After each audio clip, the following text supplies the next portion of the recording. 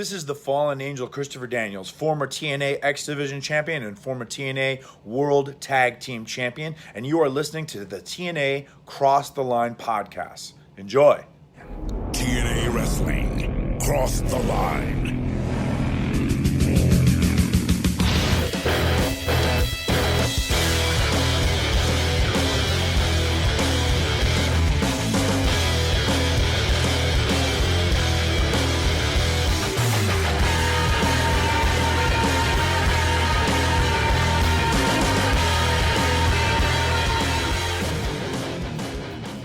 And we're back with episode 192 of the TNA Crossline podcast. I am Colling Jr. With me, as always, is Dallas Gridley. In Dallas, we are coming off of the debut on Spike. And by God, like the last 5 minutes of that show was quite explosive. Now, let's just say the first episode of the Spike era was good overall.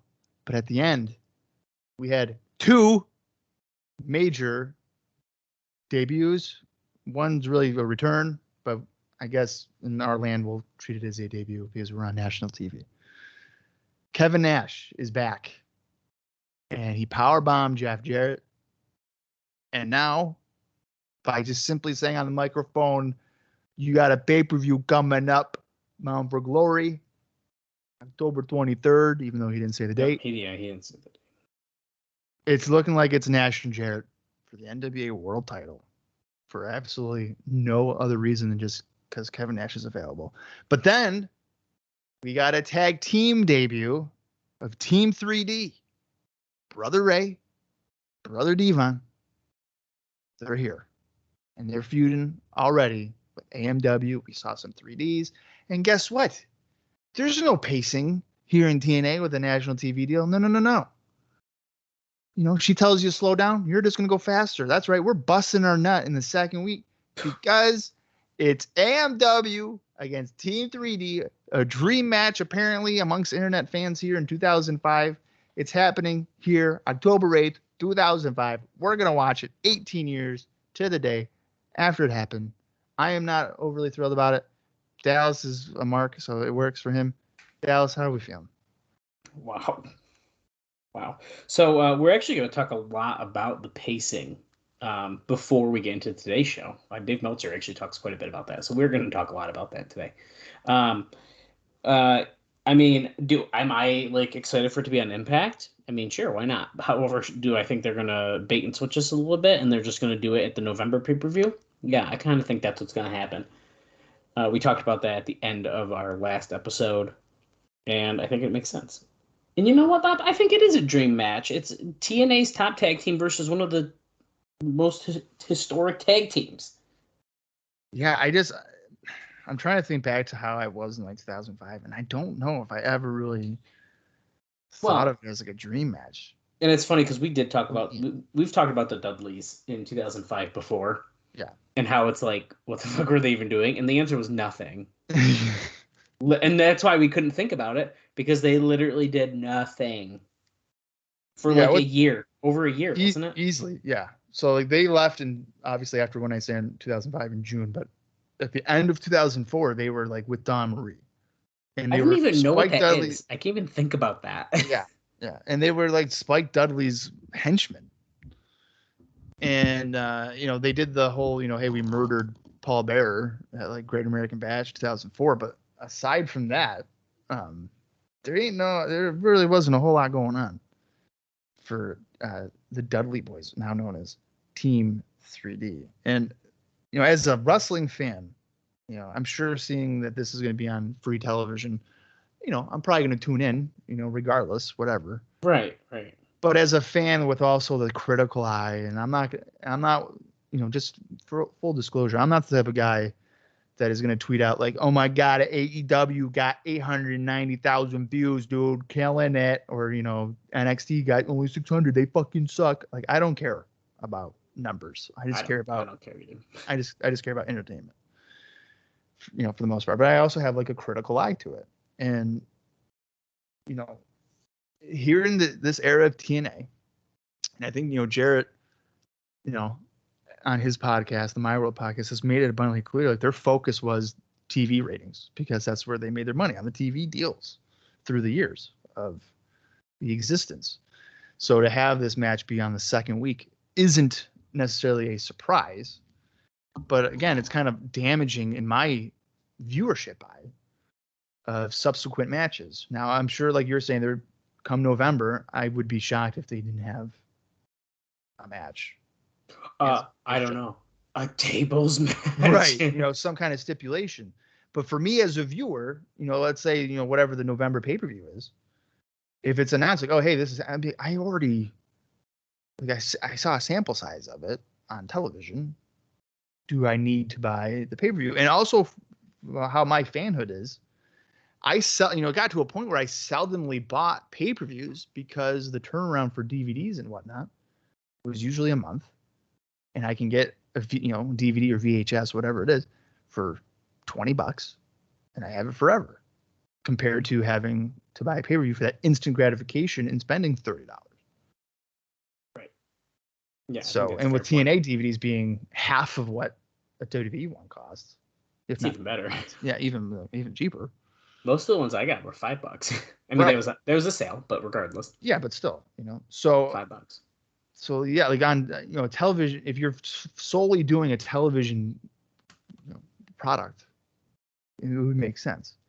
But then if you're expecting to me then to turn around and potentially buy a show, heavily featuring these guys as a main draw, I don't know. I don't know if I'm gonna pull that trigger. And this is a similar thing too with like what I hate to use the comparison here, but like WCW would do this all the time. On Nitro, they would do Sting and Hogan, right?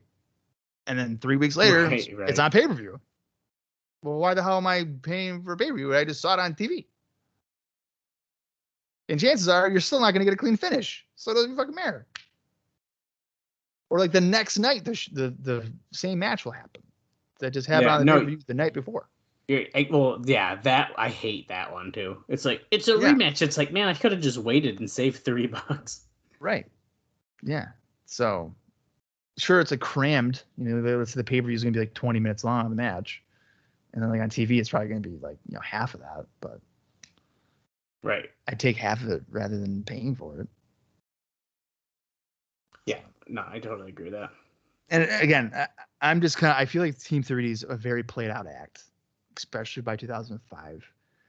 There's really just AMW and Team Canada now that are a viable heel teams to feud with them. Diamonds in the Rough are not at that level. Okay, Diamonds in the Rough is a great team that probably should have been like Team 3D's first match. There you go. They fucking beat them in 2 minutes. Yes. And then we built to the AMW one. Exactly. But again, they want that rating. That's what they're focusing on. So what are people going to do? Especially the first couple of weeks, they're probably, they want to build that audience. Be, oh, hey, the Dudley Boys are here now. Okay, cool. Kevin Nash is back. Great. So, I mean, I get it. But from a critical eye, I probably would have done things a little different. Yeah, no, I think that makes sense. Well, we have plenty to talk about here as we get into the show. Like I said, even about pacing and all that kind of good, fun stuff. So let's get into it. And actually, I forgot a couple small things on last week's show. So great. I was like looking, I was like doing the notes for this one, and I was like, oh, I didn't read any of this. We were super excited to get into the first. I mean, we were, and it's only 3 like quick things. And if I didn't think they were interesting enough, then I wouldn't tell you. But I think they're kind of interesting. So, and actually, one of them is actually kind of carried over to today. We're going to talk about Kevin Nash's deal here pretty soon. But before that, we know that Tito Ortiz made his debut on the tapings. We saw him go into an office. And we'll talk about the whole show because Dave talks very much about it. So we'll run down that whole thing in a second too. But so Ortiz agreed to a deal and essentially maybe refereeing the main event at Bound for Glory.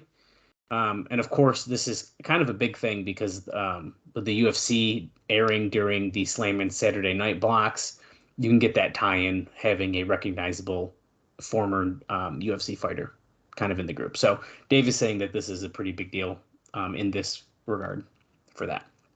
So it's pretty interesting, I guess. I don't know. We'll see. I personally don't care either way because I don't really watch MMA, but So this show is potentially going to be full of just repeats of things that we saw not on television, or on FS1. I sort of feel like we're gonna get a lot of that. Iron Man match, Tito again being his Iron Man match, the Monsters Ball. Monsters Ball. I mean, yeah, dude, I kind of think we're gonna get a lot of that stuff again. Ultimate X. Yeah. I think it is. And by the way, these are the notes I'm reading are from Brian Alvarez, which is why I forgot them because I don't really like his notes, to be honest with you. But anyways, he notes that this is for the week prior, but he says for sure it was not a decree by Spike for Jeff Jarrett to win the title, and if anything, apparently they weren't very happy about it. So long story short, the idea was that he was A, recognizable to a casual audience, and B, a short-term heel champion that could drop the belt down the road to a babyface, and C, the best of the current crop to do so. And this is the part that I think is most interesting about it, and that's that Scott D'Amore and Mike Tenay were the guys behind the decision, and neither is a fool, as he says. So presumably they've got to feel that it is a great plan, after all. Yeah, I mean, you have so many recognizable names. They could have done it on the first show, and it would have been better if you really had to do it. Yeah. Yeah, I don't know why they felt the need to have to do it in Canada. I don't know. But here we are. Tenay, speaking of, was also on the Wrestling Observer Live.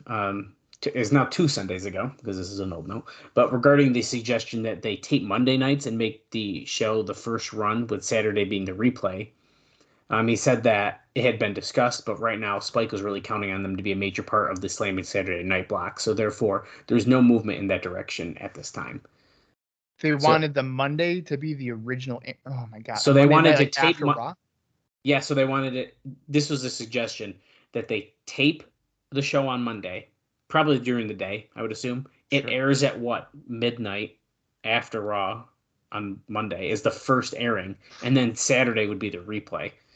But Spike really is pushing that Slamming Saturday Night block. So yeah, no, you got to keep it. I think you keep it on Saturday.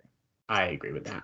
And I've said this before. I used to watch Velocity pretty regularly because it was on Saturdays late at night, and I actually watch it. Right. There's nothing else I'm watching at 11 o'clock at night. Why not watch some Velocity? Mm-hmm. And I'm sure I watched some Impact at the same time frame. Right. Especially Before we get into the main show, I'll just point out that Alvarez actually speaks quite highly of the show. I'm not going to read his breakdown because he always does like the breakdowns for Impact, but he talks about how awesome the opening video package was and all that. So he actually very much enjoyed the show, but we're not as interested in him. We're going to talk about Dave Meltzer, which I'm scrolling to as we speak. And then during the show, and actually, I don't know, let's see how we are in timing, Bob. But there's some pretty interesting Dixie Carter interviews, but they're a little bit more long form that I might be able to squeeze in during the show, but we'll see. Anyways, TNA debuted on 10/1 in the Velocity time slot, as Bob was just talking about. And their rating for that debut show was a 0.78, which is about 850,000 viewers. The median age was 35, which is slightly younger than Velocity, where the median age is 41. I don't know how they know that stuff, but whatever.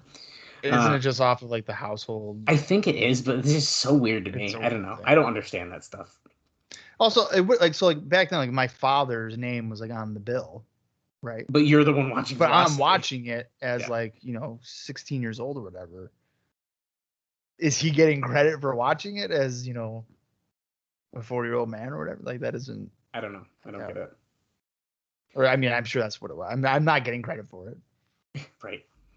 TNA was strongest with males 25 to 34, and it says 0.88 in that demo, which is the same demo as the UFC. TNA was no doubt helped by having a lead-in as the repeat strongest episode of the season of Ultimate Fighter. But the good news is that they retained that viewership. And the angle at the end of the show with Jeff Jarrett, the former Dudley's 3 Life crew, Kevin Nash, was up about 23%, which he notes that figure may be slightly off, but not by much.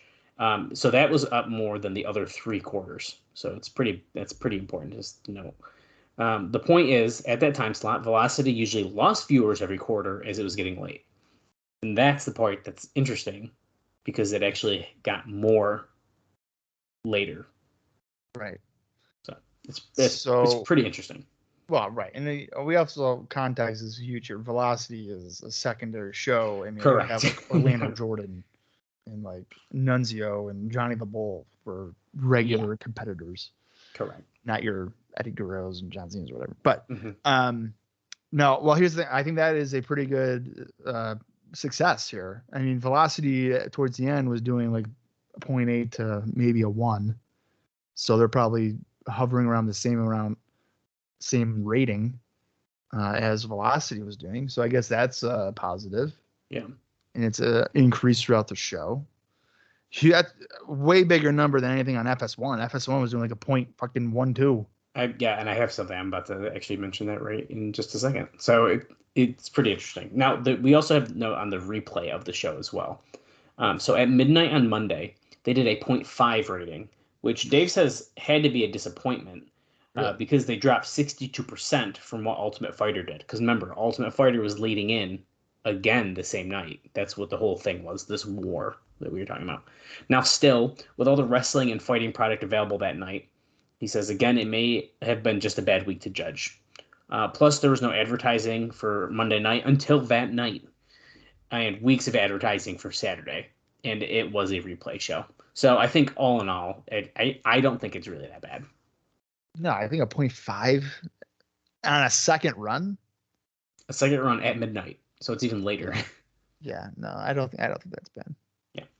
No, now it says here, though, but for TNA, it's obviously all about exposure at this point. TNA, on its bad time slot on FSN, did 200,000 viewers for a better-than-usual rated episode. And that was averaging about 350,000 viewers per week between a Friday afternoon and Saturday night time slot. The two time slots on Spike did about 1.52 million viewers. So that's Wait, what happened? On FSN. Yeah. Between the replay and the main show, they were averaging about 350 viewers per week. 350,000. Yeah. 350,000. And for the two Spike, the replay and the main show, they did about 1.52 million viewers together. 1.52. Okay, I thought you said 5.2 million. No. I didn't hear the no. I was like, no, what 1. Yeah, 1.52. They don't have to quadruple pay-per-view buys on October 23rd for this to be a home run, basically, is what this is coming down to. But with all the new viewers, if they aren't up significantly, that's also not good. Right now, TNA should be very happy about Saturday, but also should be disappointed about Monday. That's what Dave says. But I would be focusing on Saturday. Exactly. I think that makes no sense. Who cares about second run? Anything on the second run should just be extra toppings on a good day. Right. I agree with that. Okay. Let's talk about his breakdown from the show. And now, this is not going to be an every week thing, I don't think. But since it was the debut one, he goes pretty in depth about it. And depending where we get from this, we may end with that Dixie Carter interview. And then we'll have a few notes during the show. Because I think we're kind of flying right now, which is better than I thought we were going to be.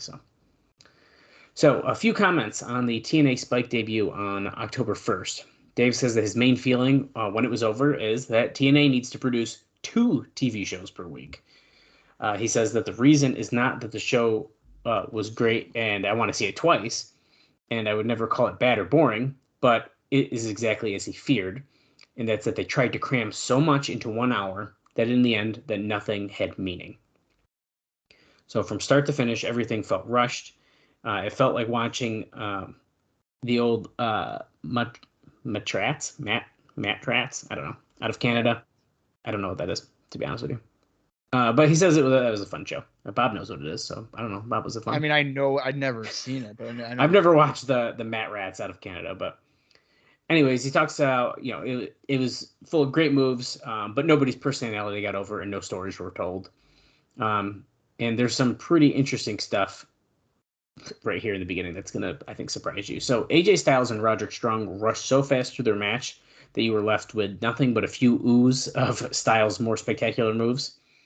And by the way, an interesting note, is the match that you saw on TV was actually a combination of the beginning of the first match and guess what? There was a second match because they had spliced in the ending because it was botched. So we saw a spliced match. You're kidding. No, and actually, let me. This is like when I saw 2 of the same Lex Levette matches, but I didn't know it. Oh, that was something else. So I'm trying to find. Hold on, it's up here somewhere because I thought that he said it right there too, but actually, it looks like he doesn't. It was in the old note. So let me see. Oh, here it is. So basically, they redid the Styles and Strong match because they botched the finish, the reverse DDT, and then doing the Styles Clash and stuff. So he like messed it up. So they were like, well, "Fuck it, redo it."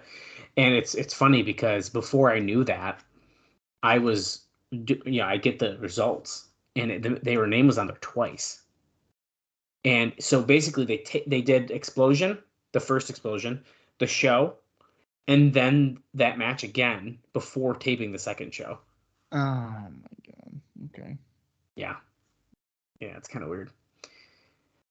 So, anyways, he notes that because of that, Mike Tenay was explaining about the 6-sided ring during the first match, and then when they picked it up, he was explaining it again.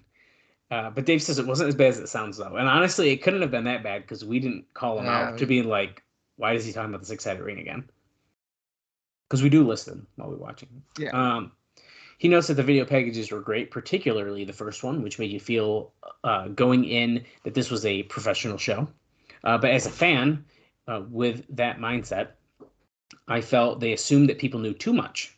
He says, I saw a bunch of guys, but when it was over, I knew nothing about any of them other than the X division is the signature division. Guys work their asses off and don't sell any moves, and Monty Brown played in 2 Super Bowls, and they are trying to push him. So he says that's all he learned from the first episode. I thought they were good. I thought they did good too. To be honest, this sounds I like fast-paced shows, to be honest, but I mean, I don't. So here's the thing: when he was saying that it felt rushed and like nothing felt like it could like mean anything, I don't really agree with that. I thought that there was pretty good pacing for a 40-minute show. I mean, they are going to be trying to fill in a lot of stuff. Yeah, and I get that. Yeah, but I don't think pacing was an issue the first episode. I don't either. He notes that Christopher Daniels, Sabin, Williams, Shelley were all thrown out there with no context. The 3-way with Sabin, P. Williams, and Alex Shelley had about 3 minutes cut out of the middle of it because of the main angle at the end of the show going too long. I'm told the match was a lot better live with those 3 minutes in. So we also saw that match edited as well. Which, I mean, I guess that's what you get for a tape show. But personally, as a fan, I think that's kind of disappointing when you find that stuff out. Yeah. He says that as a TNA fan, I'm looking forward to the pay-per-view because they usually have great shows. For a first-time fan, they did nothing to make me want to buy the pay-per-view. But I do think that it was interesting enough that they can get most new people back, and in time, if they produce good TV, they can make them fans. A first-time fan would know Jeff Hardy and Rhino, but they still gave them no context. Raven was beating on guys in the back in a terribly staged-looking and totally rushed segment that I barely knew why. It may have been so he had been screwed out of the title, but the point wasn't driven home. Are you fucking kidding me? Of course that's why he's beating people up. I know. This is Dave Meltzer. This is not me. Oh my god, it's not rocket science. He notes that he saw Larry Zbyszko out there, and he seemed to be a commissioner sort. So he's trying to like pretend that he knows nothing about the show, but I don't know. Tito Ortiz showed up for a secret meeting. So he says that the Jarrett title win tape was spliced too short, and it didn't have the impact. The last segment was rushed as well, but it was a good segment. He says that Chris Harris and James Storm were not put into context. I didn't know who they were, and it was never explained, other than that it looked like they were a Tennessee Cowboy horsemen. 3 Live Crew came off as stars because Conan can talk and they walk to the ring or dance like they are somebody's. And apparently Conan's promo was also cut during this, and he did a line which got a big pop live where he said Jeff Jarrett's interviews have the same effect as sleep aid, and which I think is pretty funny. And actually, it's funny that he says this because when they came out, you literally go, they're treating them like superstars. They think they're the big stars, and Dave says the same thing. Yeah. So that's pretty funny. Well, because it was just weird that they, out of all the people, that they came out to respond to Jarrett. Right. Like, if you've been watching the show for the past 6 months, there hasn't really been that interaction to be like, oh yeah, this makes sense. They're clearly, it's because it's, oh hey, it's Conan from WCW. Oh, it's Road Dogg from WWE. Casual fans are gonna know who this is. Right. He notes that fans pop big for Team 3D, which is no shock. They gave everyone 3Ds too fast, and they came across Major League and are recognizable stars. He says that Devon is in the best shape I've ever seen him, and Brother Ray is in better shape than he was in WWE. They came across hungry and not guys who learned WWE style and are now picking up a paycheck and made a name. On a made name, excuse me. The T-shirts with the middle finger on the back saying something like "fuck trademarks." It actually said trademark this, but whatever. Can be a merchandise seller, but nobody acknowledged it or explained it. When Bubba looked at the camera and gave a message to Stanford and flipped it off, it was edited off the TV with a nasty jump cut and not well done because Mike Tenay was screaming, "You tell him, Brother Ray," and was not edited out, but they did cut out him giving the middle finger on TV, apparently. Yeah. Even though we heard nothing he said, that was still in there. We were told that some of the higher-ups were squeamish of the idea of middle fingers on the show. However, the segment was nixed by Spike, and this may be a key story in the long run. The segment was scripted in advance to make the company look like it was an edgy, like ECW kind of show. Spike at first approved it, and then, after the fact, asked if it could be edited out because they felt that it would come across as Spike TV giving the WWE the middle finger and not the Dudleys doing so. But it also comes across as Spike is already backing away from wanting a confrontation, which is pretty interesting after all the stuff that we've been talking about. Right. And he keeps going. We're still going here. Some of the editing was because of the show went long live, which is why some of those matches got cut and stuff. But there were a lot of production snafus at the taping, to the point that it took 2 days of extensive work on the debut show before it was ready for air. And even that, there were some minor issues that snuck through. They used a combination of existing TNA people and some new people from Spike. And the new people from Spike have to learn their way. This is production-wise. Spike has given the promotion the okay to use Juice, which has been an issue in question until this week. So unlike FSN, we can bleed on Spike. Right. So if we have a hardcore match or something, that's a positive, right? Yeah. And then he goes on to talk about Kevin Nash a little bit. He says that Nash is Nash, sort of a star, at least in name, but I don't think people care. But I think it's probably the right thing to have him show up on the first show. For such a big guy who has been a name for more than a decade, he really didn't seem to show star presence. Maybe because it was how he was dressed, and it didn't feel very impactful. The fact that the live crowd in Orlando didn't see him as a big deal didn't help. This may sound negative, but I think the product is there, but they need to slow down. If they did the exact same number of matches and angles, but spread it over 2 hours, and most of all, explain the context of what's going on, I think you'd have 2 very good shows, and I fear with 1 hour, it's going to be like this every week. Which I think, for me and Bob's sake, is kind of a positive. Yeah. But in general, he does say the reaction to the show was very good. He did an observer poll for this. He says 30% said that it was excellent. I've never seen these ratings before, but 30% said it was excellent. 47.6 said it was good. 11.2 said average. 3.8% said fair, and 7.3 said poor. I don't know how you could vote that show poor, but what do I know? It must be WWE diehards. It's like the people on Twitter now when you say one thing and then you got the other people bitching about another. It's the same thing. Yeah, that's exactly what it is.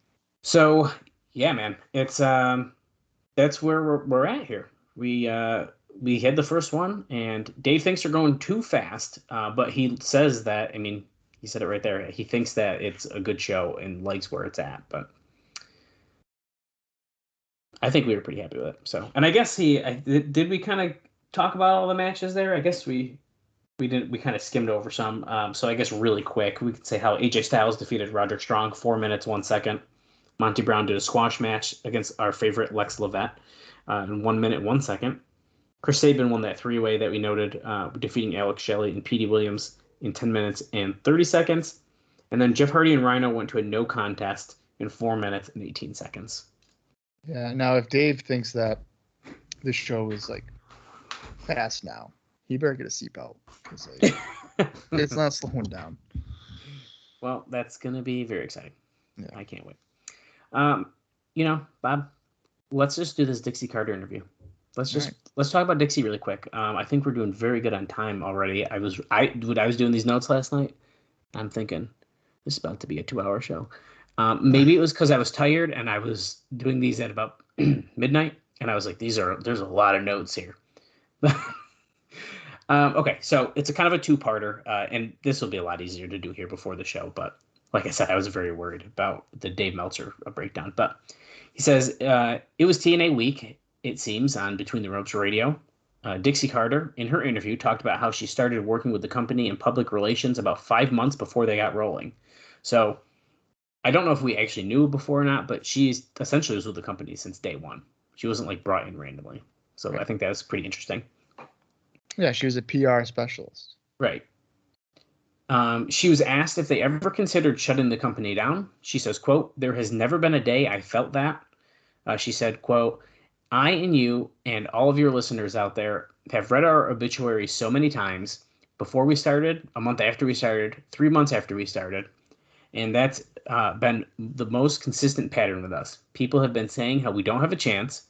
You lose money when you start a new company. How many major companies immediately make money from the beginning? We've had a wonderful business plan in place that we have met or exceeded along the way. I'm very proud of the business side of our company, and hopefully we'll continue to make decisions as all of these moons and stars are aligning with us right now, and all the great things are happening." She also said that she plans to take pay-per-views on tour starting next year, which is a pretty interesting note. And then there's a part 2 interview, because she also did one with Pro Wrestling Illustrated. So it's kind of cool. She was asked why she kept such a low profile, and she said that sometimes people like to write things about themselves and make sure the story revolves around them, and she wasn't that sort of person. Of course, not forever, as we know. Egos change. To be fair, I actually sort of enjoyed some of that. But anyways, that's not the point. No, of course you did. This led to a question about Vince Russo, which Dixie Carter replied, and I quote, "I think Vince Russo is a creative genius. I adore him as a person. I have sat in rooms with him and seen creative brilliance. But Vince Russo would have loved to have been behind the scenes and not on the air. He was so good on the air that we were insistent that he be out there." So apparently he would have preferred that, and they were like, "No, you're going out there." Yeah. Well, he has said that he didn't want to be on television, but then he fucked himself on television. He's a good heel. But she said that the synergy with Universal Studios was awesome. She says, quote, "Think about it. When you walk through those doors and you look to your right and there's a huge billboard of ours up there, if you're a wrestling fan or not, you're going to look up there and see there's a production here called TNA Wrestling." She notes that the six-sided ring was Jarrett's idea, which we've talked about before, I believe. But she basically said that the reason Nash was brought in to face Jarrett at Bound for Glory was because his last match with Jarrett was so good. So that's why they did that. Well, obviously. I mean, he was match of the year contender. Right. It was just mind-blowing. It says here, she was asked one of the tough questions. Is Jarrett just on top because of his pops? Dixie says, "I think if you look at Jeff Jarrett's performance day in and day out, he's at the pinnacle of his career. From his promo work to his in-ring skills, he can take a wrestler who is not that great, and he can make a match shine. He has tremendous capabilities, and I think people are selling him short. Maybe they think it's because this is his company, so that's what's happening. I think Jeff is in the position he's in because, honestly, having some of the star power from the past, but also being great in the ring, great on the mic, and having the ability to stir it up a big time as a heel." She actually said that his biggest problem was his inability to want to push himself. which is interesting because it's Jeff Jarrett. She also indicated the next two major stars to get pushed are not surprisingly going to be Monty Brown and Samoa Joe, which is probably why we saw so many Monty Brown videos on the show. And finally, in another article on the Dallas Morning News, besides the line about losing $1 million per month, Dixie also said that the company was on track next month to actually break even, meaning at some point soon, if all goes well, they might actually become profitable. Wow. Well, there you go. Congratulations, TNA. Making money. As soon as they go on Spike, remember, Jarrett said that on his podcast, and literally we just got the Spike. They say as soon as they go on Spike, they're profitable. Yeah, he's like, the second that I signed that contract, we made money. Let's go. Good for them. So, yeah, pretty interesting because I feel like Dixie, I don't know, I feel like she doesn't do like tons of interviews, but maybe I'm wrong because she did 3, but obviously it was to promote the debut here. But yeah, I feel like she doesn't get super vocal or involved until like Bischoff and Hogan come in. Oh, she goes like nuts, I think, when Hogan and Bischoff go in. Yeah, I mean, changes.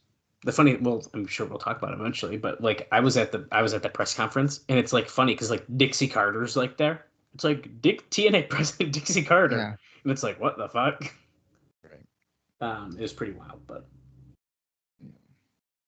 All right. Well, I guess that means we're ready to get into this show then, right? Oh, Bob. I mean, the thing here is, I'm always ready to get into an episode of Impact. Dallas is always ready to cross that line. That's right. It's the October 8th, 2005 edition of Impact, the second one on Spike.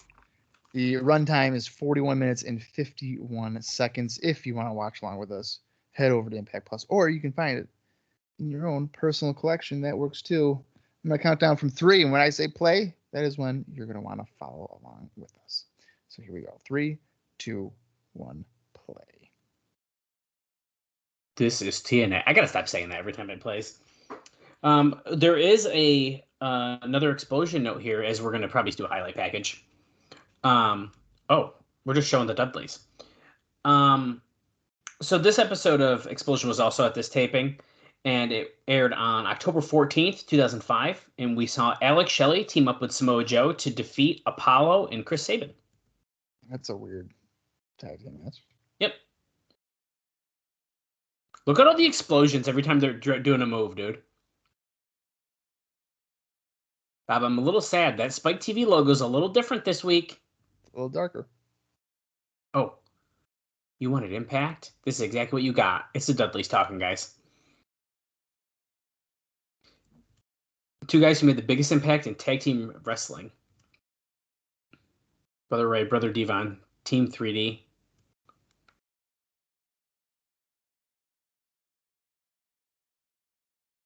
Oh, they're going to win the most prestigious set of tag team titles in the business.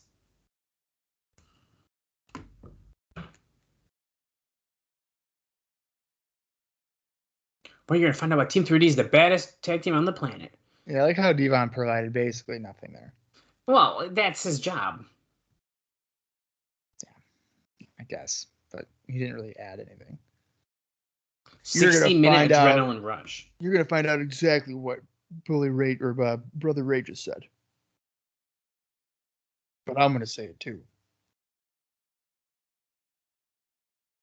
Oh, Raven is being escorted out of the building in handcuffs earlier tonight. He's being arrested.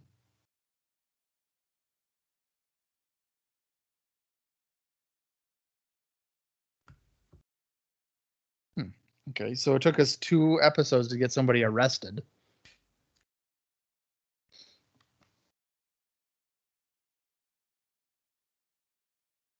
Your 60-minute adrenaline rush is next. Lots of pyro, lots of crowd shots, and here comes Team Canada's PD Williams. Oh, it's all of them. It's all of them. A1. It's not PD. I lied. That's Eric Young. And then Bobby Roode. Yep. Kind of a weird framing here. I don't know why we're like showing the video on the side like that, but whatever. Yeah. we revealed that D'Amore was the guy who screwed Jarrett and their opponents. Beware. 3 Live Crew. Okay, they are wearing their... Well, BG's wearing the jersey at least this week. I actually thought it was weird that they didn't come out in their 3 Live Crew jerseys last week, so... Well, aren't the jerseys like what they wear to wrestle? Apparently not.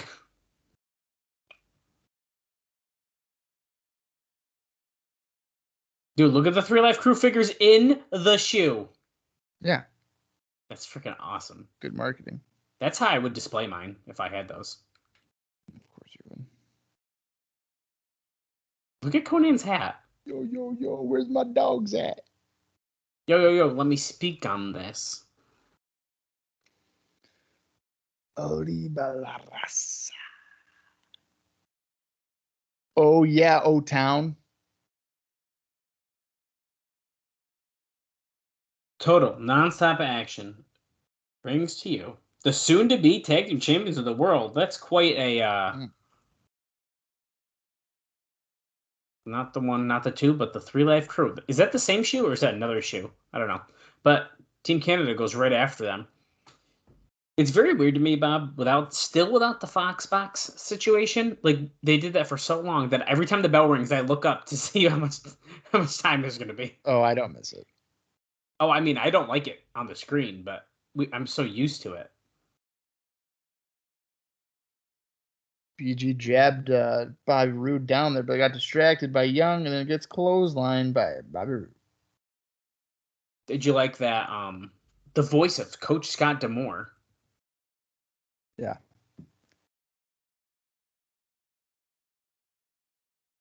Oh. So they're basically saying that Team Canada used their political power to get rid of Raven. Is that what I just heard? Yeah. And he's not getting back in the building, which probably means that he'll be back in the building by the end of this match.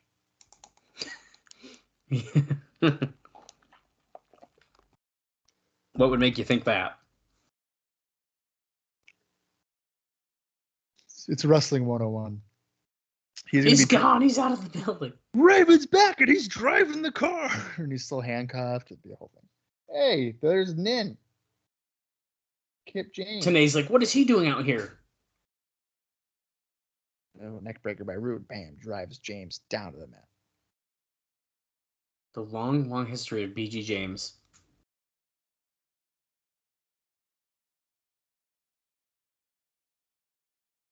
Multi-time WWE Tag Team Champions, even says so. Mentioning the competition. Look at that. TNA doesn't live in their own world, man. That's just the truth. Well, and that's smart. I don't think you can. You got to punch up. Especially, at least, I don't know. Like WWE, like nowadays, is like pretends that they don't live in their own bubble. Like they once in a while they'll slip something in there. Yeah. But like they still just kind of live in their own bubble. Well, it's the WWE universe. It's like where was Sting for the last 20 years? Oh. Well, they'll mention like New Japan, like from he went to Japan. Yeah, what else did he do? Win a few world titles or something? Yeah.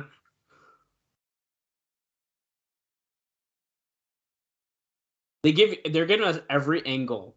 We got the low shot, the high shot, the front shot. Ron Killing's cleaning house.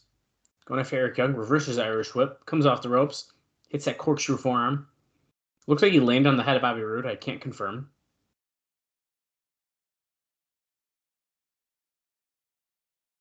Up and over in the corner. Boom. Little heel kick after the split. But Team Canada breaks it up. Who would have expected that? It's amazing, like how little they've done with Ron. How little have they done what? Like they've done very little with him since he was the champion. But he hasn't been in a high-profile feud. No. They tried to pretend that didn't they? He was in like the King of the Mountain at Slammiversary, wasn't he? And they were like, he's a former champion. Yeah, but like there wasn't any. Conan missed the shoe. It probably hit a fan. And now he did his other shoe, and it hit him that time. Wow. So a fan might have just got drilled with a shoe. Okay, and Bobby Roode also just got drilled with a shoe, and that one looked like it hurt.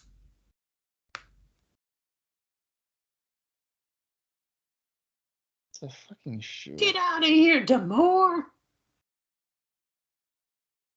Oh. On Killing humping air. he's doing some hip movements.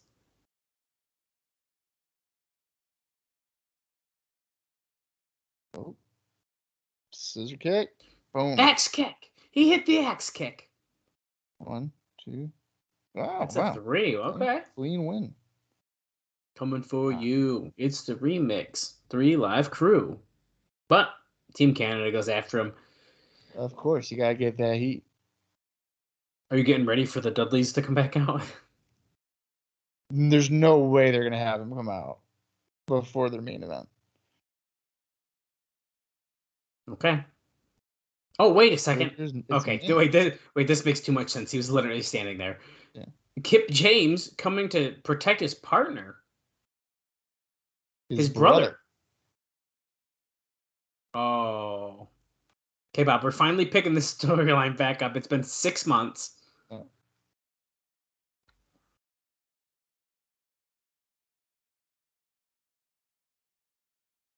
Conan's like, yeah, do something. So what? You're a foot taller than me.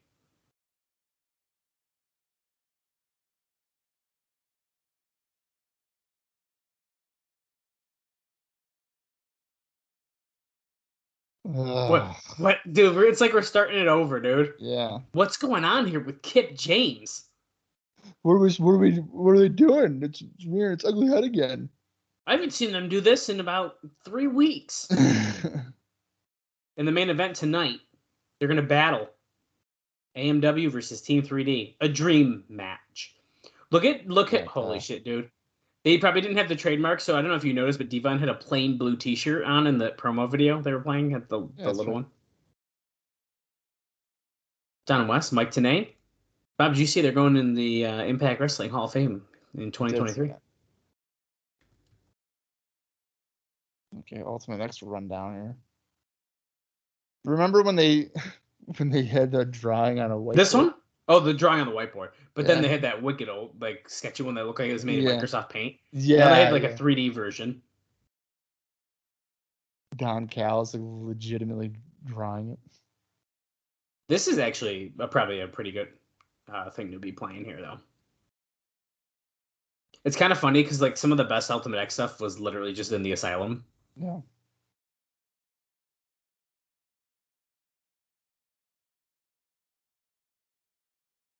Also, I hate this. Okay, there we go. Now we're okay. Now we're showing some better ones. I was about to say, I feel like we're not even showing the best clips.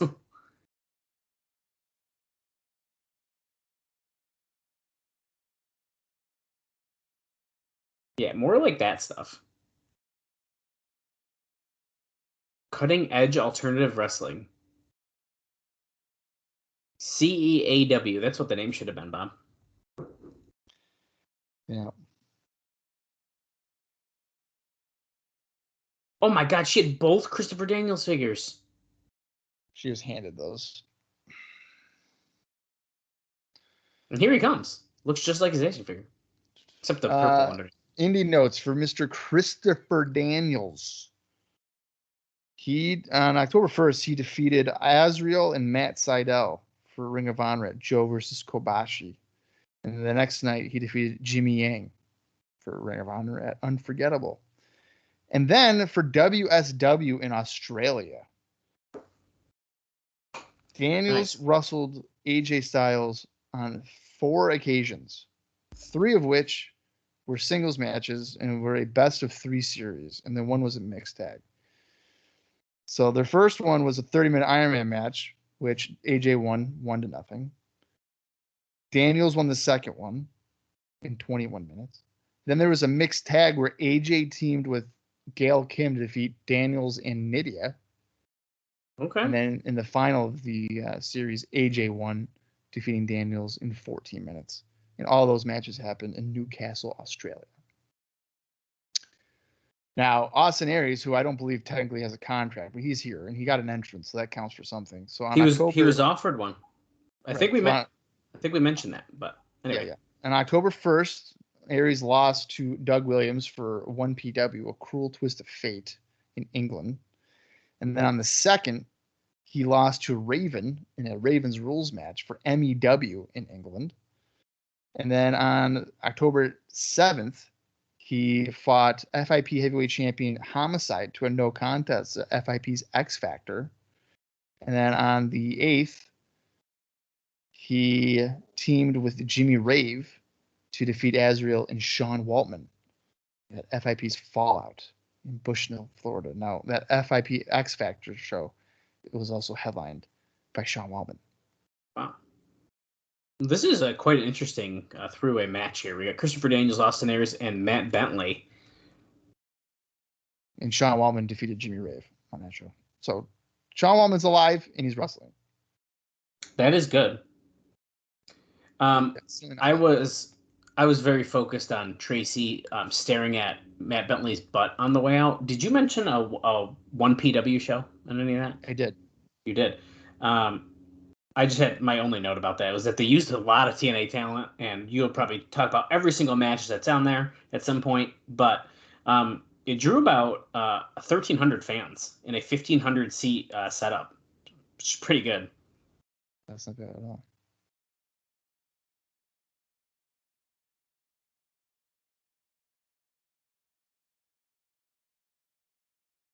Matt Bentley he's just doing matches so well these days.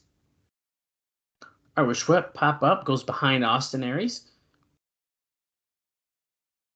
That's right. He was trained for wrestling by his cousin Shawn Michaels. We haven't heard that in about 2 years.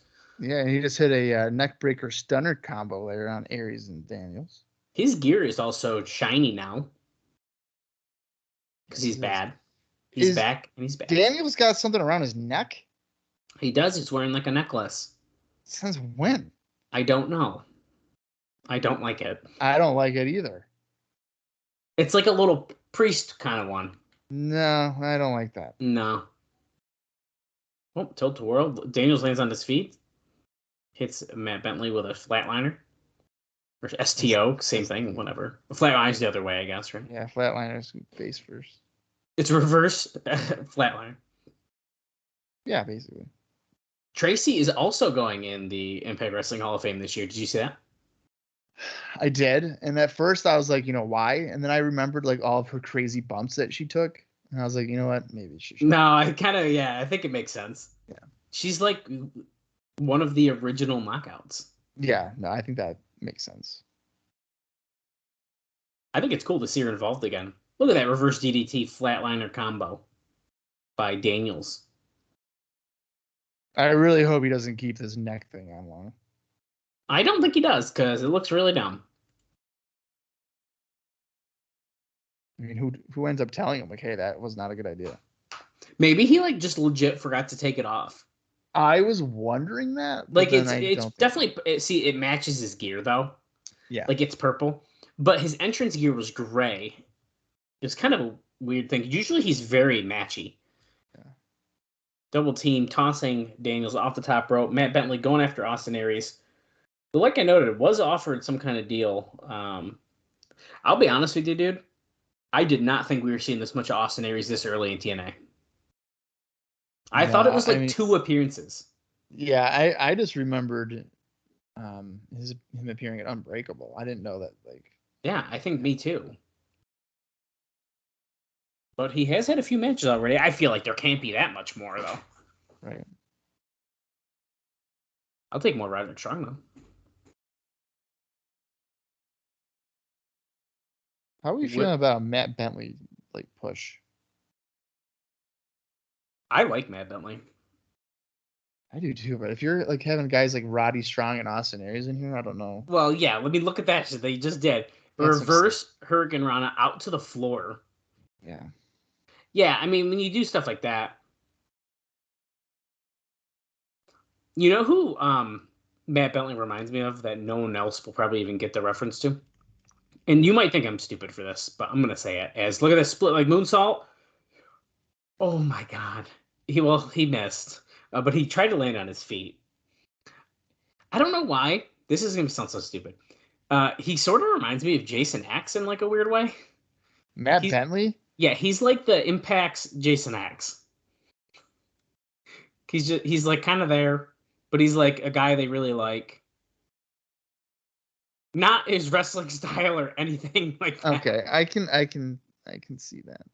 And that's From like where he stands on the card. yeah, and like they're really into him. And like in reality, he's not a bad worker, but like people aren't really into him super much. Yeah, so just some explanation here. Jason Axe was a local wrestler here in Syracuse. Oh, Well, Saban and Petey are going at Yeah, Petey so was like Petey- hitting on Tracy. Yeah, and Saban just attacked him from behind. And here comes Matt Bentley. Look at this. Oh, see, look at him doing dives, dude. Right after you're talking shit about him, not doing anything. There he is, right there. Yeah, Jason Axe, he here in Syracuse, and like when 2CW was going on, like I feel like we didn't really value him, and then it ended, and we're like, wow, Jason Axe isn't that bad. Yeah. I mean, there's a lot of time where I was like, yo, fuck this guy. He'd go away heat with me, brother. I will never forget when there was going to be a 60-minute Ironman match with Jason Axe and Johnny Gargano, and I wanted to hit my head with a cinder block. Angels wings on Austin Aries for the pin. Well, good win for Daniels. That was good. So that was effective. Daniels gets the win, and then obviously if Bentley, Williams, and Saban are doing something with Ultimate X, that plays a part there. Right, and we saw the Ultimate X preview first. We're all tying it together. Yeah.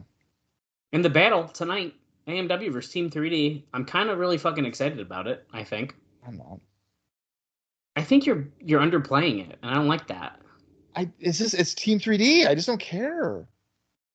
The Monster Abyss, we're seeing a little hype package of him.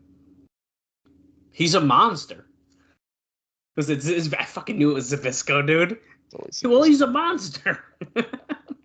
Is he the guy? He's a freak. Speaking of monsters, Johnny Fairplay's back, apparently. God. And it's because Dixie still sees him as this big star. Alvarez goes, which suggests to me that she's been hanging out in that monstrous ballroom for the past 2 years or so. But basically, he's not going to be back on Impact because he's co-hosting syndicated episodes of Explosion with Jeremy Borash. Huh. That's new. Yeah. Pretty weird. Now, here's the thing. I wonder if he would have made a difference on Spike compared to FS1. Okay, that's a really good point. Here you go, dude. Bound for Glory. Abyss versus Sabu versus Rhino versus Jeff Hardy in Monsters Ball. And you know one thing about that. They will not get food. They will not get water. There will not be light. And I forgot what else there is, but they won't get it 24 hours before the match. Food, light, water. Is that it? Because you're just in darkness. Oh, well, yeah, but that's the light. Right.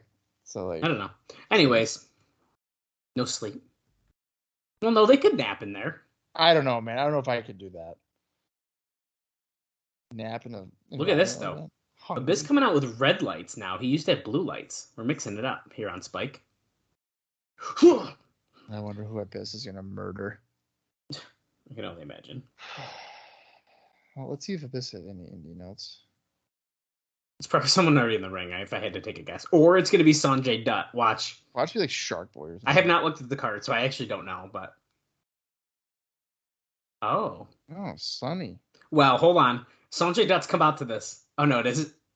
It is Sonny Siaki. That's Sonny Siaki's music, though. Yeah, but they had Sanjay Dutt come out to it once. Oh, look at it. Okay, so no more neck brace, and he's wearing his old, like, blue entrance gear. Oh, good. So we're, like, back to, like, old cool Sonny Siaki, but we know what's about to happen. Okay. I don't know if I like this. Abyss has a few notes here. At that one PW show, AJ Styles defeated Abyss in England. Then the next day in Michigan, Rhino defeated Abyss, number one contendership for the PTW heavyweight title. And then on the 7th of October, Abyss defeated Tyler Cook to win the NWA Missouri Championship, which was vacant. And then he wrestled Mark Sterling to a no contest for NWA Kansas Heavyweight title. And on the 8th, Abyss wrestled Chris Michaels to a no contest at NWA 57th anniversary show in Nashville, Tennessee at the fairgrounds. 57th. They just had, what, 75 or 76? Yeah. That's so weird. Sonny Siaki chopping Abyss. He's getting some shots in here. Now, I don't know if you noticed or got the connection. To me, I feel like they're trying to be like, he looks like The Rock, right? Because he came out and he did the finger point in the air. He's got his sunglasses on. His head is shaved. He's like Hollywood Rock. He's Hollywood Rock. I feel like it's very much on purpose. Abyss's elbow was bleeding instantly in this match. I don't know why that is. I wonder if it was from the brawl that we saw last week. Yeah, probably. Little heel kick. But you're absolutely. If you're channel surfing, you're thinking, "Oh my God, The Rock is on TV right now." Dude, fucking absolutely. Hurricane Rana by he just did a Hurricane Rana. See, by fucking Dut by Sonny Siaki, who's wearing his Hollywood pay-per-view Rock white. with Hurricane Rana. And James Mitchell's wearing black this week. I thought James Mitchell strictly wore red. That's what I thought. So the fact that we've seen him in yellow, purple, blue, like patterned black, I mean, although I do like the black with like the red shirt underneath. That's nice. Mm-hmm. It's like a reverse. Abyss going for a splash in the corner, squashes Siaki. If you're following along at home, we're 24 minutes, 15 seconds into the today's show. And this match is about to be over because here goes the shock treatment. Bam. There it goes. That probably hurt.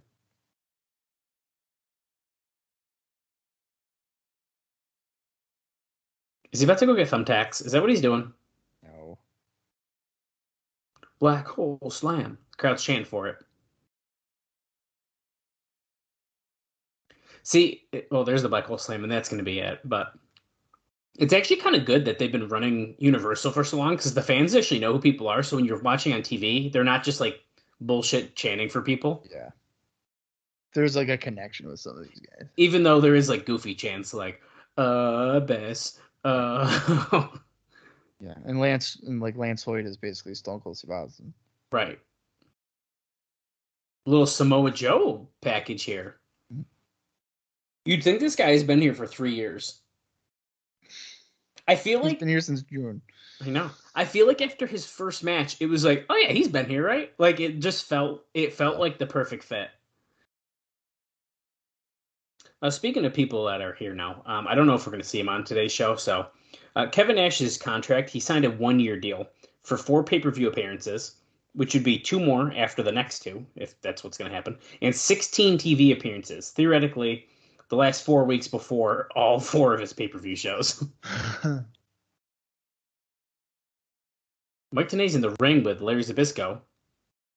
We just said he's the commissioner, or whatever we're calling him.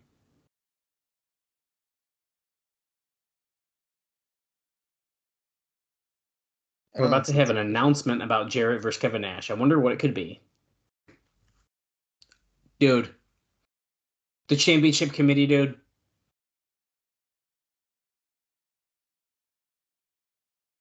We're playing music in the background, which is kind of annoying, but... The volatile situation between Kevin Nash and Jeff Jarrett. Is that really the volatile situation? It's not with Raven destroying people backstage. Okay, there's a special referee, guys. I wonder who it could be.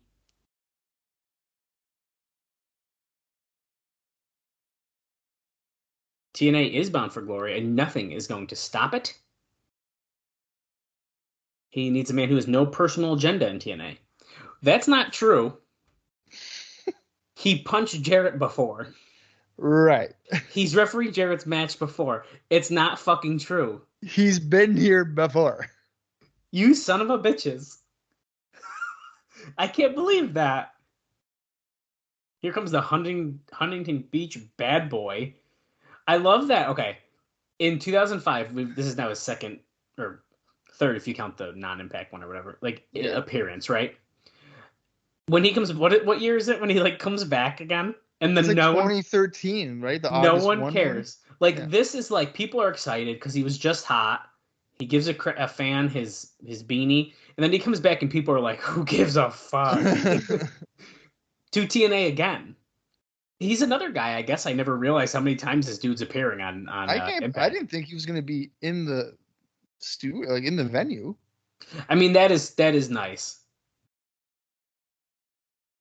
On October 23rd, TNA, myself, Tito Ortiz, the millions of fans around the world.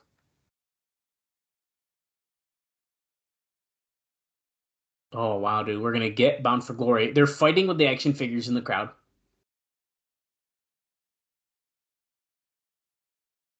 Jeff Jarrett and Kevin Nash. He's got 2 rules for him. Easy rules. But they're very important. Rule number 1.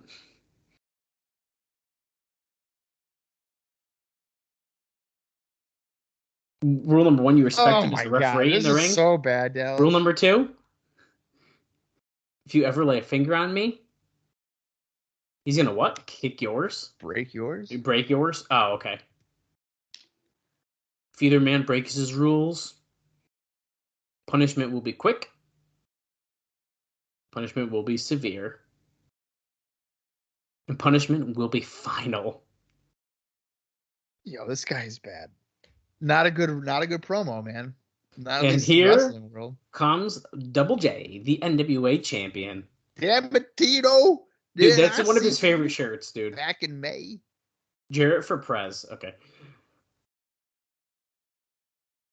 They're like not even acknowledging that Tito was here before. See, that's weird. Well, let's hear what Jarrett says. Did I hear what I think I heard?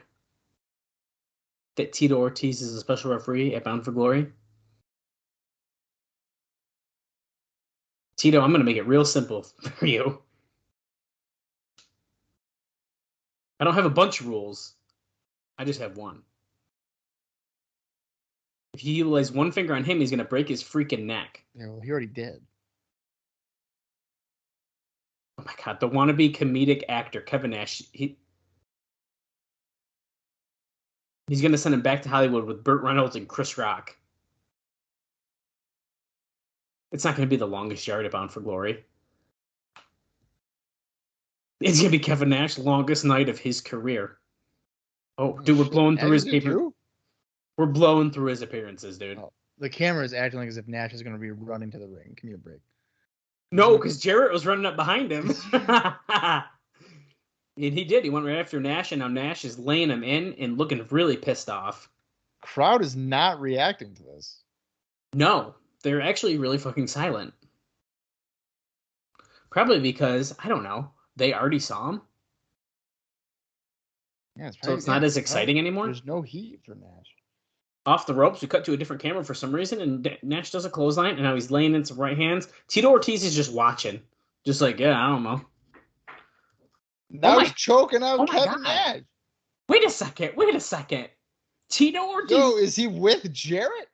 Wait a second. No.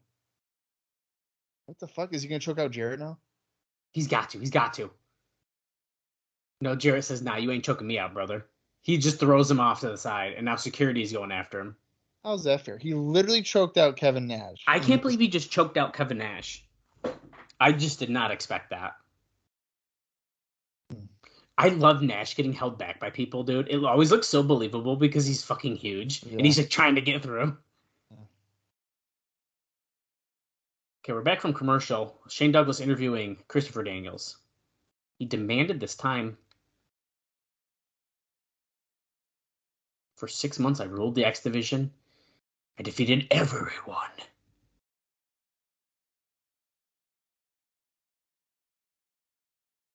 AJ Styles. Fooked him up, dude.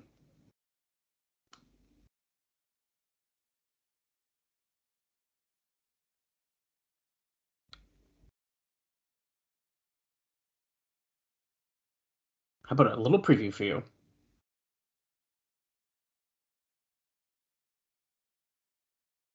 Oh, 3 of his best friends from the X Division, and he can guarantee that he will defeat them in 15 minutes or less. So it sounds like we're going to get a Christopher Daniels gauntlet next week. Yeah. Oh, Styles. He ran in. You got yourself a deal. Okay, give us the names. Give us the names. Shark Boy, Sanjay Dutt. Chris Sabin. No, Jarrell Clark. Jarrell Clark. He's not going to put fucking Chris Sabin in that, dude. Austin Aries, Roderick Strong, Jarrell Clark. I'm calling it. Yo, Jarrell Clark being the third one. Yeah, great. I don't know. I just got this weird feeling, dude. He's going to pick Jarrell Clark. No knock against Jarrell Clark. I'm just saying. He is kind of the X Division job guy. Yeah. Who we got coming out? Oh! It's time for the Dream Tag Team match, dude. Okay, well, as they're making their entrance, let me give you my final note of the show. Apparently, on November 3rd, Bob, there's going to be a special Thursday night episode of Impact at 10 p.m. And that's because the regular Saturday night slot on November 5th is preempted by a live UFC card. The November 6th replay is moved back to 1 a.m. because they're replaying the Saturday night UFC starting at 11 p.m. So we kind of have a little different thing. Our episode will drop at normal time that week, but just so you know. Yeah.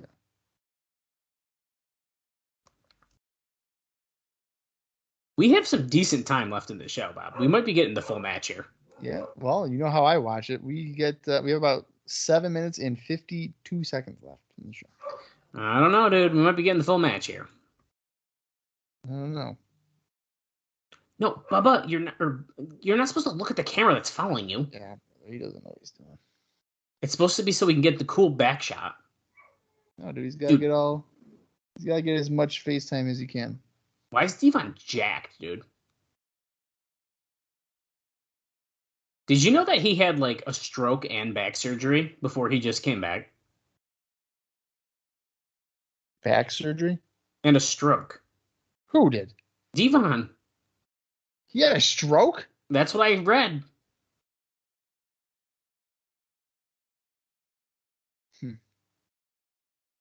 I'm actually behind. I'm a bad Impact fan because I have not watched the 1000th episode yet. I had no idea about stroke. So I don't know how they did.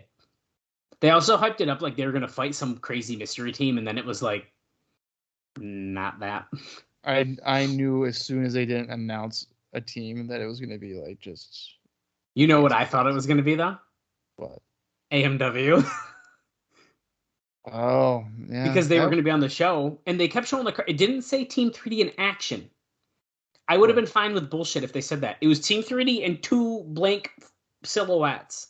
Right. That, to me, screams, you were doing a good team. And that is not what they did. Yeah. Devon's starting out with... Harris? Storm. I couldn't tell. It was zoomed in on his butt or something. I can tell by the ponytail. Oh, yeah, the ponytail. Well, see, I didn't know if Harris was doing a ponytail because they're bad now, so I really didn't know. Both Team 3D throwing Harris into Storm now, and then here comes Devon with a splash. Brother Ray coming with one. Are we going to get a... Oh, I thought we were going to get like a 69 thing. Throws Harris out. Devon clotheslines James Storm out of the ring, too. We're going to a commercial break.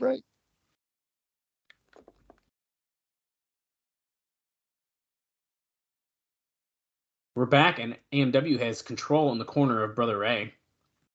Why Harris is getting out of the ring when I think there's supposed to be a tag there, but yeah.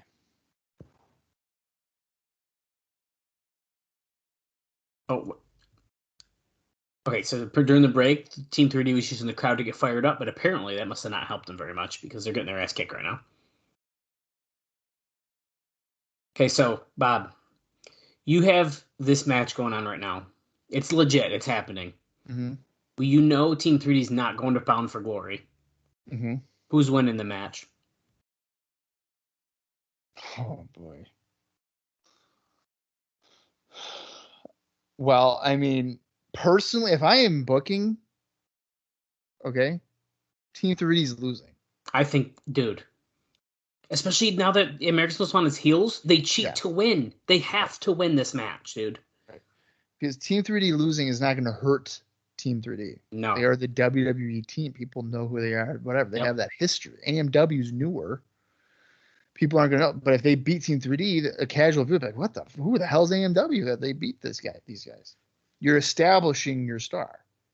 Your homegrown stars. So by that logic, TNA will probably have Team 3D win clean. Correct.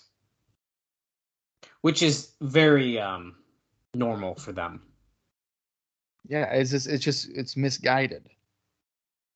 In my opinion, when when a WWE guy comes in and he immediately beats your TNA name, What's that telling you? You're solidifying your competition as being better than you. Another important question for you. What is your favorite Team 3D Dudley's match? Regular tag team match. You have to pick one. I can't pick like TLC. No, that's a cop out. There's 3 teams. Okay. I'll say against Edge and Christian Royal Rumble 2001. Okay.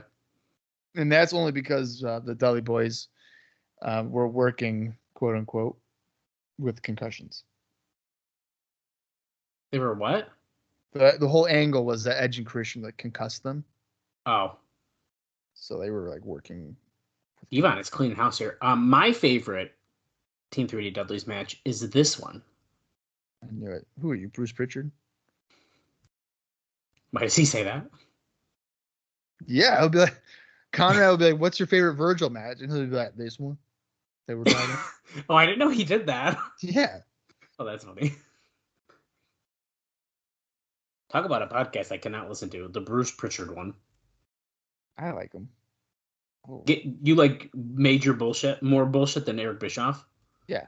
We got to see Doomsday Device here by the Team 3D on James Storm. What a rush. Yeah. It was okay, kind of. Dude, the crowd's going nuts, though. I mean, they're super into this match. Yeah. Harris goes for a huge clothesline, but it's countered. Oh. Dude, if Devon didn't do the double team move on his head, Harris could have broke his neck right there. Oh. Is that Gail? Oh, my God. Gail Kim has just made her debut. Yeah. They're saying, yeah. She low-blowed Brother Ray, and now Devon grabs her by the hair. So we got a cop out. Jarrett with holy shit. Jarrett wailed Devon with the title. Wails Brother Ray with it. Is this our way to get him not on Bound for Glory? No, Gail Kim is fucking smoking. Oh. I was waiting for it. Jesus. How am I supposed to boo her? Huge debut here. Obviously will be pretty big and time to come here. Brother Ray's about to get hit the death sentence. They didn't pick the lighter guy. They were like, fuck it, do it to Brother Ray as, Devon's juiced. Well, you said they could do it, so they could do it. Advantage of that. Look at Chris here. That guy is a star. Dude. Give Harris me a break. That's the crazy thing, right? We're in 2005, late 2005. Harris is still a standout. Yes. Oh, we're about to hit the death sentence on He's Devon. filled out. So he's got muscle. He's not, the skinny kid that was in the Asylum years. Devon did a hell of a fucking blade job on that title hit. Yeah, and now Jarrett has the guitar. We're just wailing on. Now, Brother Ray is not busted open. Oh, I guess I'm not 100% about that anymore. He might be. Yeah, he is. Oh, he is. Okay, also pretty good. But Devon, because he's bald, is like top-notch stuff. Guitar shot right over Brother Ray. He was selling too long, so Harris kicked him down. That was kind of nice. Hey, dude. This is pretty wild. Pool of blood. That's a pool of blood. Yikers, man. I have a controversial statement. I kind of like Jarrett and AMW. Well, I don't hate it. I think it's actually, and like heel AMW so far, pretty good. I don't hate the trio at all. Well, we went off the air, and I think you were right. I think that was kind of that was us writing the Dudleys off for Bound for Glory, which is pretty unfortunate in hindsight that they can't be a part of this huge show, but that beatdown makes AMW look pretty good. Yeah, I would say so. I mean, I'm not surprised that, like what you were saying, that Team 3D is now like apparently gone for a little bit, but Mike, what I'm expecting, we'll get through Bound for Glory. Actually, okay. Hot take here. This is my big thing here. I'm gonna book this now. Bound for Glory. We're gonna see AMW in the Naturals. We're gonna repeat the stuff we already have seen. Okay. We know it's gonna be a good match. They're gonna win the tag team titles again. Mm-hmm. Can't complain about that. Love it. The week after, maybe 2 if you really want to push it. Team 3D is gonna return to build for our November pay-per-view. The Dudleys win the titles. Will it be a tables match? Probably. You think they're going to win the titles on their first attempt? Once again, you just said it earlier. In TNA, they're going to have the guys go over right away. That's just what they do, dude. I hate to say this, and I'll compare it to current day stuff, right? Yeah. Basically, Trinity comes in. I mean, she's a great wrestler, but she gets one shot. I'm pretty sure she got one shot at the Knockouts title and she won. Yeah, of course. I will say, I'm pretty impressed that Samoa Joe has not won the X Division title yet. I will give credit where it's due. They've held off on that. Yeah. I'm shocked. But needless to say. There is more depth in the X division than the tag team division. All right. So that's my prediction right now, at least as far as our tag team division goes. And I think it makes the most sense. And especially if Team Canada's kind of aligned with America's Most Wanted during the weeks between Bound for Glory and the November show, we'll probably get a Team 3D versus the Team Canada thing to kind of fill some time. Yeah. I think there's no way % chance that Kevin Nash leaves with the title. No, not even thinking about that. Yeah. But the fact that Tito Ortiz choked Nash out and only kind of threw Jarrett aside is super interesting. Yeah, that could be a little bit of a I think that's a foreshadow, yeah. Yeah. Well, I for one thought that was another good episode of Impact. Yeah, I thought it was too. I mean, for a 41-minute show, flew by. I mean, Tito, like you said, is a very poor, horrible promo. Very poor promo. A bad live promo for wrestling. UFC, he knows how to talk, but when it's apparently scripted for him, no way. Not good. But that's okay. We can't be good at everything. Right. And then Jarrett, and I mean, honestly, the better part of that segment was after he stopped talking, so it kind of worked out. Yeah. Well, we got 2 more weeks, and then it's arguably the biggest show in company history. Yeah, that's pretty crazy. Bound for Glory, the show that was supposed to happen back in 2003. Yeah, that's so wild. I'm glad that they had the name and they were like, this has got to be what we do, and they stuck to it, and we're literally doing Bound for Glory. I'm surprised they didn't do Bound for Glory instead of Victory Road. Me too. But maybe they did that on purpose. Maybe they really wanted to test things out, and they waited, and we are finally getting it, and it's supposed to be the biggest show so far, to the point where I'm almost a little worried about how long that episode's going to be. But we'll find out when we get to it. We'll find out when we get to it. We'll cross that bridge when we have to. That's right. All right. Well, that's going to wrap up the second Impact on Spike show. And like Dal said, we are just now 2 more weeks away before Bound for Glory. And boy, let me tell you, TNA is going to continue to provide some captivating stuff. We had Gal Kim debut here. You never know who's going to show up in the Impact Zone. So will next week have another return debut? Who knows? There's only one way to find out, and that is to continue the journey with Dallas and I as we go through the history of TNA. So for Dallas Gridley, I am Bob Colling Jr., and this has been the TNA Cross the Line podcast.